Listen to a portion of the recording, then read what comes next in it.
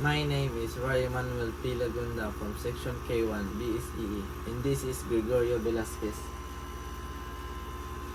a leading expert in Philippine algae. He was the first to extensively study local blue-green algae and dedicated 30 years to researching them.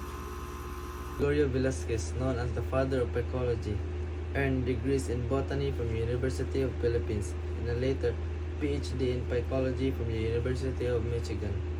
His journey wasn't easy. As a pioneer in the Philippine psychology, he faced challenges like limited resources and a less developed scientific community.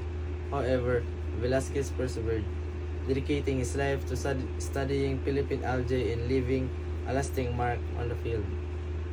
Gregorio Velasquez conducted the first intensive study of local blue-green algae.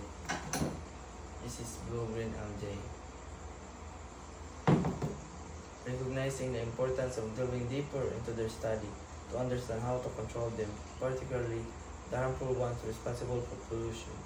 He also studied and investigated algae specimens in Oriental Mindoro, Eastern Palawan, Sulu, Batangas, and Bataan, including the Agonophysia, Chlorophysia, and Myxophysia.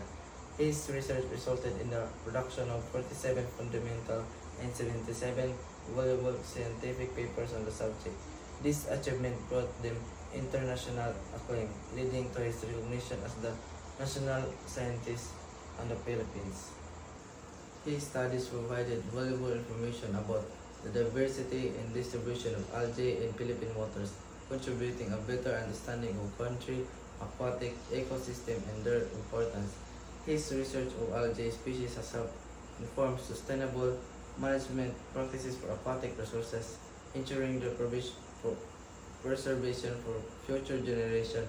Dr. Velasquez's work highlights the potential of algae as a source of food, biofuel, and other valuable products, opening up avenues for economic development in the Philippines. He received the following awards.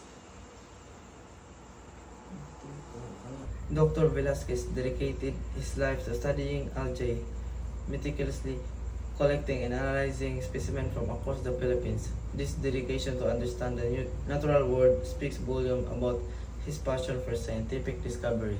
Dr. Gregorio Velasquez, known as the father of psychology, dedicated his life studying algae. His research helped us understand and protect Philippine waters, while also discovering new uses for algae like food and biofuel.